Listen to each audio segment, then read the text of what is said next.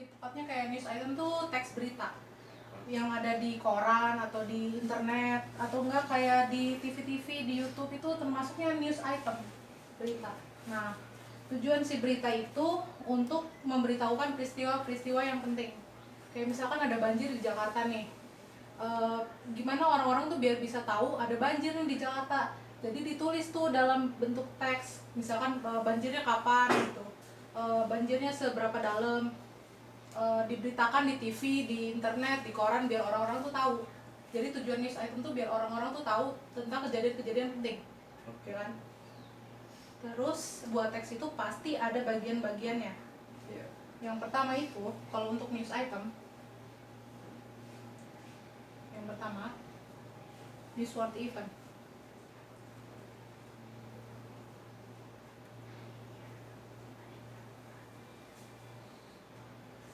Yang pertama itu newsworthy. Jadi dalam satu teks berita nih, newsworthy itu tuh kayak rangkumannya, biasanya ada di paragraf pertama. Nah, di berita itu tentang apa sih? Misalnya kayak tentang banjir nih. Banjirnya terjadi di mana, kapan, terus kayak penyebabnya apa. Nah, itu adanya di newsworthy. Ini biasanya ada di paragraf pertama. Jadi biar orang-orang tuh tahu begitu baca paragraf pertama, oh ini beritanya tentang banjir gitu. Nah, yang kedua, background. Background event itu kayak penjelasan lebih lanjutnya. Jadi kalau misalkan semua ini udah dirangkum nih di paragraf pertama, nah ini dijelasin lagi lebih lanjut. Misalkan kata korban banjirnya tuh gimana sih, kayak perasaan si korban tuh gimana. Pokoknya kayak penjelasan lebih lanjut dari si banjir itu. Pokoknya kayak paragraf 2, paragraf 3, paragraf 4 itu penjelasannya gitu. Banyak penjelasan tentang si banjir. Ya kan? Yang ketiga itu sources. Sources itu sumber. Sumber itu kayak narasumber gitu loh. Kayak dalam berita kan pasti ada narasumber kayak yang di interview gitu kan. Jadi kayak dalam teks berita misalkan dari tentang banjir nih, yang di interview tuh biasanya korban. Kalau enggak sih kayak bencana apa sih, badan bencana alam gitu loh. Kayak kenapa sih ini bisa banjir gitu. Apa sih perkiraan cuacanya? Nah, itu biasanya di sources. Jadi misalkan kayak kata-kata gitu. Kata korban apa sih, banjir ini adalah banjir yang ketiga pada tahun 2020 gitu. Itu kata korban. Biasanya ada kata-kata gini, say, kata si korban gitu. Misalkan korbannya namanya si Puji, say Puji gitu. Iya, jadi si korban ini Puji, jadi kata si Puji itu masuknya ke sources gitu. Terus apa lagi ya, biasanya yang paling penting dari news item itu juga ada judul, headline namanya. Jadi orang tuh biar bisa menarik buat baca berita, jadi judulnya juga harus menarik, harus jelas, harus bisa dimengerti.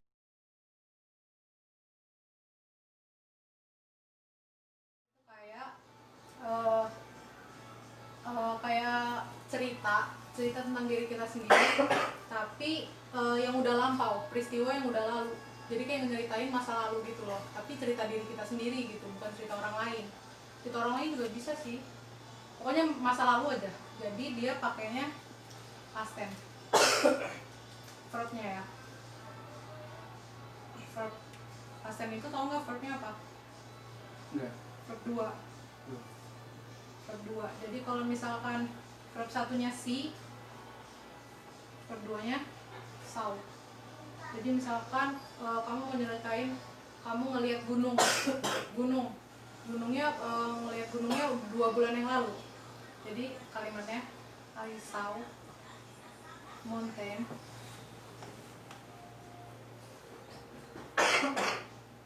cuman ago. Jadi saya ngelihat ini verb 2, gunung 2 bulan yang lalu.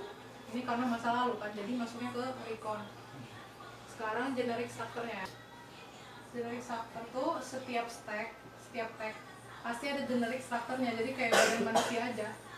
Kayak badan manusia kan ada kepala, ada badan, ada kaki kan. Jadi teks itu ada bagian-bagian, ada kepalanya, ada tengahnya, ada kakinya. Jadi kalau recon itu pertama ada orientation.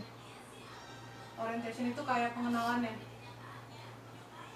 si cerita. Misalkan kamu tadi tuh ke Jogja nih ya, kamu ceritain dulu berangkat dari Serangnya jam berapa, terus selama perjalanannya itu memakan waktu berapa jam, terus naik apa. Pokoknya kayak sebelum masuk ke cerita kamu ceritain dulu gitu tuh gimana bisa ke Jogja itu orientation kayak pendahuluan. Yang kedua, event itu artinya, eventnya ini artinya kejadian atau peristiwa. Jadi kayak peristiwa apa aja sih yang ada di recon yang kamu ceritain itu apa sih, yang misalnya kamu udah sampai di Jogja nih, apa aja tuh yang terjadi pas kamu di Jogja, misalkan mengunjungin candi kan, Candi Prambanan, terus Candi Borobudur, udah gitu pokoknya kamu ceritain aja yang terjadi di Jogja. Nah yang ketiga, reorientation, ini tuh kayak penutup gitu loh. Jadi begitu udah nyelesain, pertama udah perkenalan nih, kamu berangkat ke Jogja, pas di Jogjanya udah nyeritain. Yang ketiga ini nutupnya, gimana cara kamu nutup si cerita itu.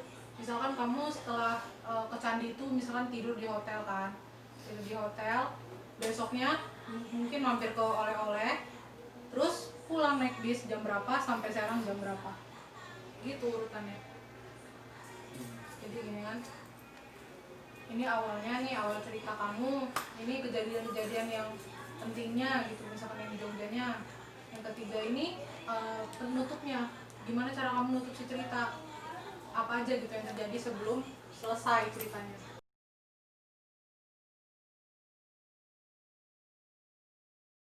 Listen ten itu untuk menjelaskan kalimat yang sekarang. Formulanya subjek ditambah verb 1. Verb 1 itu kata kerja. Kata kerja itu kayak aktivitas yang kita lakukan, atau enggak to be-nya.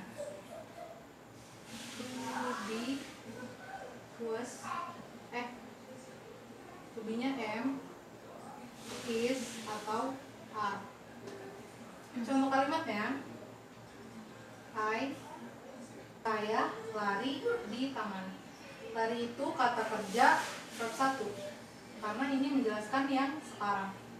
In the park itu menunjukkan di tempat. Pakainya contohnya they ya. They are laugh. Mereka tertawa. Laugh tertawa. They subjek. Are itu to be-nya karena present. Kalau past tense nggak jauh beda. Ini formulanya subjek verb 2 atau to be,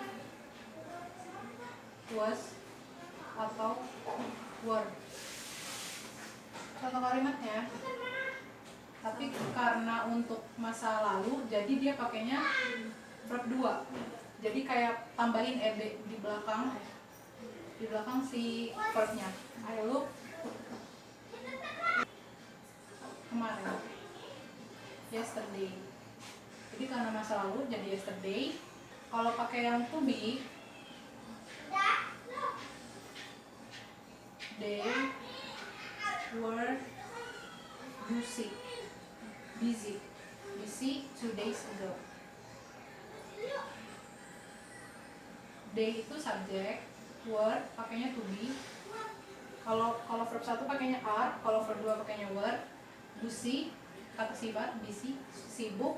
Ini karena masa lalu jadi 2 hari yang lalu, jadi mereka sibuk 2